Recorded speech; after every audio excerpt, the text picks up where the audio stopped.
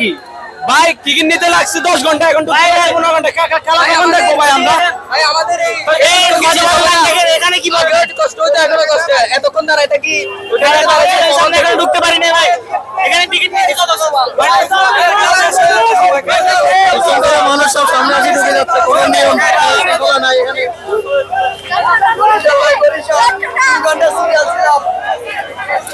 আসলে এখন পর্যন্ত ঢুকতে না পেরে কিন্তু দর্শকদের মনে একটা ক্ষোভের সৃষ্টি হয়েছে, আমরা দেখতে পাচ্ছি।